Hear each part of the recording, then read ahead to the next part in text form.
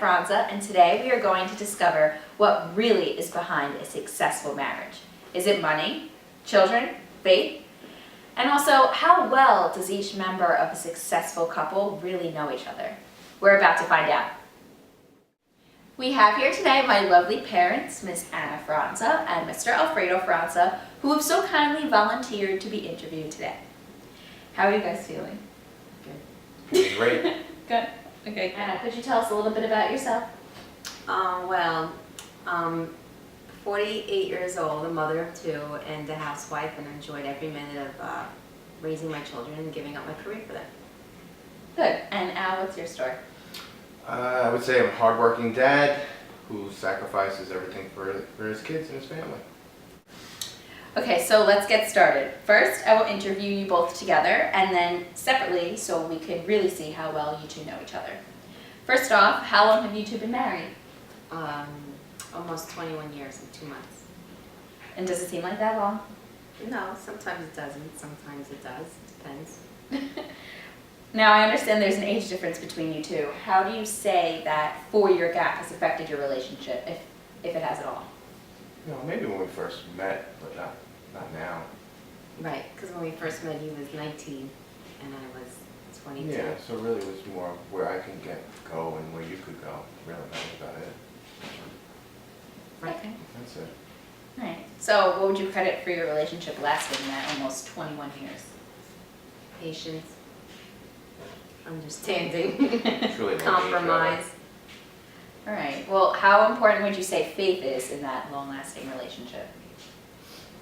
It's important because faith means a lot to me, and when you take your vows in the sacrament of marriage, I don't take that lightly, so I think it has a lot to do with it. Was it beneficial to have both come from the same Catholic background? I think so, yes. Definitely. Definitely did. So how has having children altered your relationship? It changes from the minute they're born. How so? Altered. Oh gosh, in How every so? single way. Let's say you could start off with not sleeping at night, Mm. canceling vacations that you would normally have done, Right. turning your schedule upside down to get your kids to wherever they need to be, spending money that you would spend on other things on your kids so they can have everything that they want. So were there times where having children made it seem like you actually became further apart from each other? Oh no, never. No, I think they brought us closer. Okay. Well, did it produce any intimacy issues? Well, yeah, when you're really tired, and you first bring a new baby home. But other than that, no, not really. Is it vital to have intimacy in a successful relationship? Yes, very vital. Definitely. Okay, so how has money ever affected your relationship? I think we've been really lucky in that regard. Money hasn't really affected our relationship. We Right. fight about certain things, about spending too much on something or not spending on something else, but we've really been lucky that we've been able to really buy whatever have worked hard, and we really have what we want. So any issue that you've had over what to buy, what not to buy, how would you overcome that itew with each other? How would you talk he's it the out? realist, so if there was something usually it's me that wants to buy something that's out of our reach, or not necessary, so he would really let me see that it's not necessary, and we would not end up purchasing it, whatever that thing may be. So any advice to other couples who may be having issues trying to figure out where to spend what and how much to spend when? Well, all I could say is when to spend is just when you're looking at something, is it, do you truly need it? I mean, if you look at it 6 months from now, are you going to use it? Do you really need it 6 months from now, or is it just an impulse? If it's an impulse, you have to step back and say, do I really need it? Do I really want it? Will I use this in 6 months, or is this something that is a novelty that I'm buying now, enjoy it for a couple of weeks, and then it'll be on the shelf somewhere? Right. So then if one person in the couple really was adamant about buying something and the other really didn't think it was necessary, what would you say the proper? Well, that's where the compromise comes in, because a strong marriage one person tends to compromise for the other. And when you're two headstrong people and no one wants to make that sacrifice or that compromise, that's where the problems occur. He usually lets me see the right path anyway. He ends up realizing it. So if you could go back and change anything about your relationship, either when you were dating or now, would you go back and change anything? And if so, why would you change it? When we were dating or now? Either one, either or both. Well, now I would definitely change not worrying so much about every single detail and every single day. It's a different world than when we were dating, so of course, and then raising children in this world that is so different since we first met. It's very difficult for me. So that's where I lean on him. He's my rock. It makes it easier to survive in day-to-day issues that I'm so concerned about, especially regarding my kids. Right. Well, Dad, what about you? What would I change when we were dating? I think the one time I called you Angel by accident. Yeah, that was pretty fun. Oh my gosh. Okay, well, yeah, definitely you would probably want to redo that. How would you advise maybe a couple who's looking to get engaged? As any advice, maybe going through the whole engagement process or whether or not they should get engaged? No, well,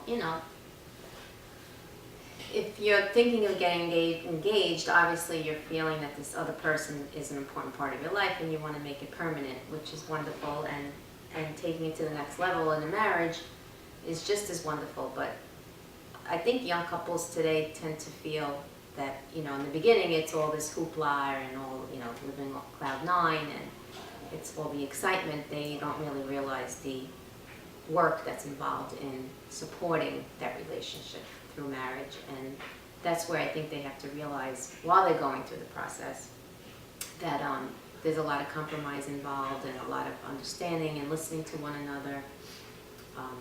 Because you're not just marrying each other, you're marrying each other's families, and there's a lot of other factors that come into play. So I would say for them to just step outside of that picture for a little while and realize what's really you're heading into. It's a lifetime commitment. It's not, if you get angry one day, you decide to end it and go your separate ways. It's not. You have to realize it's every day for the rest of your life. All right. And then for people who are going into maybe a new phase in their life, like just getting married, so newlyweds or young parents, would you give them any advice on how to get through those times in their lives? Newlyweds really don't need any advice. They're on cloud nine. New parents, patience, really. That's a time of your life where everything gets turned upside down, where a baby's crying in the middle of the night, you're not getting a lot of sleep. You were working and then you stopped working at the time, so you have financial problems then too. You may or may not, because only one parent's working at that time until later on. You can't make every decision in life based on finances. Sometimes you have to, just go with your heart. Okay. So from what I'm gathering, you would say the key to a successful relationship has to do with patience, compromise, and really just trusting not only what your mind is saying, but what your heart says also. Yes. Sure. Anything to add? Any other secrets? No, I really think different things work for different people. This Right. is what worked for us. Right, and I think it's important to remember why you first fell in love with the person to begin with, as you're going through the process and married for a year, 10 years, 15 years. Thank you both for your combined input. Now we will speak to each of you separately and really see how you feel and know about your spouse. I will ask you both the same questions and later we will put you to a test. Okay, so just to clarify, Anna's here, Al's in another room, and they don't know what I'm going to ask them or how each other responds. So Anna, you're up first. How old were you when you met Dad, and how old was he? He was 18 and I was 22 years old. Okay. And could you describe the experience of when you first met? I was actually working managing a men's clothing store, and he was a customer. He came in one day to shop. And then what happened when you first saw him? Oh, of course I was attracted to him. I've never done this before, but may I have your phone number? Home phone, cell phone, work phone, home email, work email, other home email, personal website. And if that fax machine is out of paper, try the one down the hall, but leave me a voicemail if you do. Well, he came in and shopped a few times, and I helped him with his wardrobe, selecting slacks and his shirt. And then one day after work, when I came out of work, he was there with his card. So we just sat and talked for a little bit after that. Okay, well, even though you knew he was 4 years younger, that didn't bother you at the time? Oh yeah, of course it did. He was in high school and I was in college, so that did bother me a little bit. But at the time I was dating someone who was of my age and didn't have near the amount of maturity that he had, so I said, from our conversations, he was very mature and very educated, and I realized we have a lot in common, so I decided to give him a chance and take a chance on him and go out on a date. She dumped the other guy. Yes, I did. Okay, so when did you know that Dad was the one for you? And what pushed you over that edge where you really wanted to spend the rest of your life with this guy? Our conversations, believe it or not, it wasn't a fancy date, it wasn't a dozen roses or an extravagant gift, it was just our conversations day to day. And I realized how much we had in common. We were both had the same background, we both had the same family values, we both had the same beliefs. And like I said, he was very, very mature, and he had goals that he wanted to attain, and I was very impressed by that. Okay, so could you describe your biggest doubt or worry before marriage, and then how you overcame it when you actually were married to Dad? The biggest doubt? Yeah, or a worry. My biggest worry, I have to say, is I guess, taking on the role of becoming a wife. I was never experienced with that. I was always home with my parents, and they took care of all my wants and needs. So now I remember getting off the plane after our honeymoon when it landed back in JFK, and I said, if the honeymoon's over, now reality's here, and I have a husband, and I have someone to take care of, and a home I need to maintain, and the beginning of a relationship for the rest of my life. So that was kind of scary. So how would you give advice to somebody who's maybe in that situation? What would you tell them? How to make breakfast, how to boil water, whatever? No one can prepare you for being, starting your life as someone's wife. No one can prepare you as starting your life as a parent to a child. You just have to trust in yourself, trust in your mate, that you made the right decision, and together, all of the problems that arise throughout your courtship and your marriage and your parenting will all come together. You just work it along as you go, work on it as you go along, and both with each other supporting one another. Okay. And finally, how would you describe love if you had to define it to somebody who maybe has never experienced it before? Well, as someone who's never experienced it before, Yeah. you really haven't lived until you've experienced love. That's what I would say. Life is not complete until you make it complete with a perfect soulmate, and that's what I would explain love. Okay. So now let's see what Al has to say when he gets asked the same questions. Okay, so now we're here with Al, and we're going to see if his answers match up with what Anna has previously said. Now, how old were you when you met Mom, and how old was she? I think I was 18 and she was 21 or 22.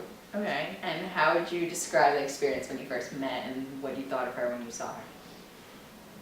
Actually, the first time I saw her, she was working in a jewelry store, and she walked right by me, and she was, I think, wearing a very short skirt and very high heels at the time.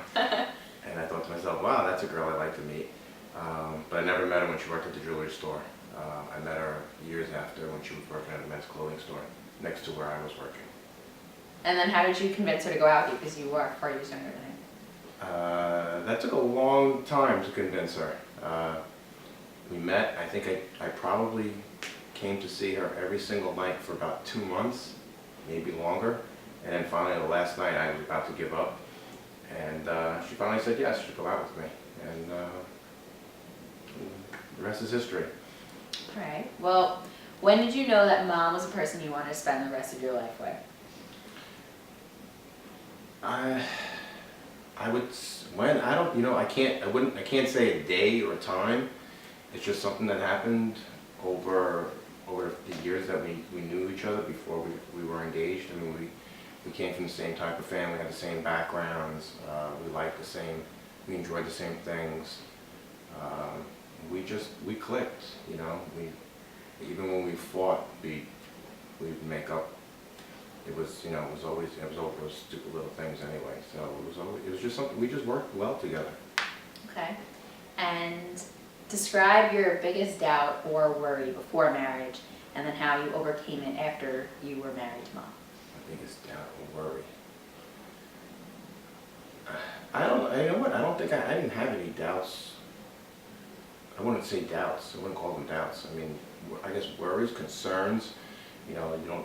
I remember coming back from our honeymoon, and we land in JFK. We get picked up by my parents. We go to my parents' house for dinner, and then we leave. And that was the first time I actually thought to myself, like, oh my God, we're really married. Yeah. Because the honeymoon was just a big, wonderful trip through Europe. So it was a trip of a lifetime. It was incredible, and it was like fantasy land. And coming home that first night, and we actually get into the house, and then it's like, okay, now we have to care for each other. We have to support each other. And I don't know. You know what? Not a worry. I'm always a person. If there's something that has to be done, I just do it, and that's what we did. We did it. Okay. And then finally, how would you describe love to somebody who's maybe never experienced it before? If you had to define it. Yeah, that's a tough one, because I think love is different. It means different things to different people, but the only way I could describe it is it's when you just it's not missing somebody when they're not there. It's like they're a part of you. So when they're not there, it feels like something's missing, and that's the only way I could explain it. Okay. Well, I think they did pretty good. But now, for the fun part, we're going to bring back Anna and quiz them both next to each other to see how well each of them communicates and listens to the other person. Here's how the game works. I will ask the question, and then each spouse will write down his or her answer on a sheet of paper, and then they will show their answers. If they match, then it's proof that they do actually listen and talk to each other. And if their answers match, then they truly do know how to communicate and to hold a successful marriage. The first question is, what was Anna's first job? Don't show each other your answers. Full-time? First job ever. Your first job? I think. Write it big so we can see. The audience can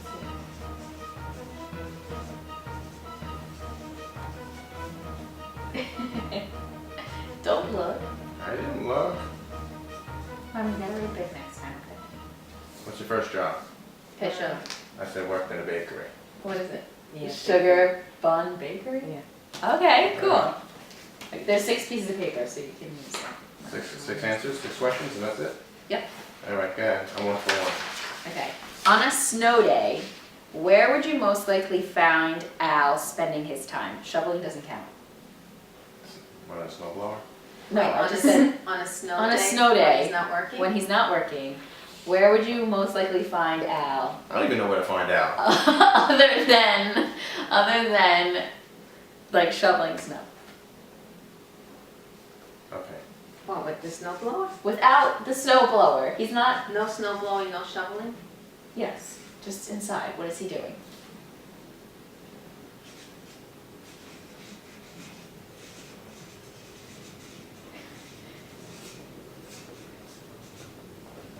Okay, what is he Okay, doing? well, I got to play video games. Mom, we're watching TV. I thought he was Close gonna enough. play video games, but it's okay, close enough. All right. Listen up, it's still in Boston television. Okay. What is the name of one of the first shows that Anna performed in high school? Just name one show that Anna performed in high school. He's not gonna know that. All right. Why? You talk about it all the I time. can give it over. I'll guess. I'll educate guess. Okay.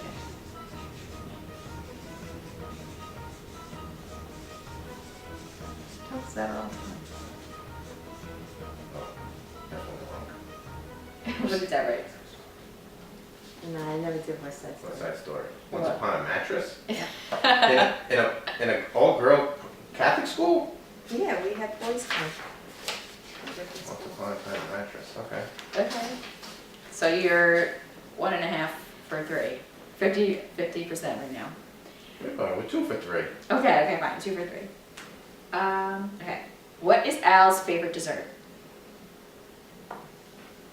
I don't even know what Al's favorite dessert is. You don't know yourself? My favorite? I don't have a favorite dessert. What's my favorite dessert? I don't even know. I don't have a favorite anything. Dad, come on. Okay. What do you got? I got ice cream. Oh, chocolate mousse cake. That I guess that could be. Chocolate Well, mousse cake. All right, you're right. You know me better than I know myself. Oh, okay. Question number 4. Oh no, question number 5. Name one of Anna's favorite brands Brands of what? of clothing or shoes. Or just stick to shoes. Shoes. 500 brands up there. Okay, fine, too close. Favorite? Name one of them, just one of them. Oh my God. Let's see. What do we have? It's Christmas. What brand do you buy her? Brands. Okay. It's a, Michael Kors? Yes, come on. I could have gotten that one. Well, we bought this. What shoes we bought this year? It was Oh, that was with Michael Michael Kors. but that is one of my favorites. Okay, too. so, fine. That's hard. There's a lot of favorites Okay, on shoes. And then finally, a last question. What was the name of one of Al's childhood pets? He's a shepherd. I remember that. Just write it down. He was a German shepherd. Wait.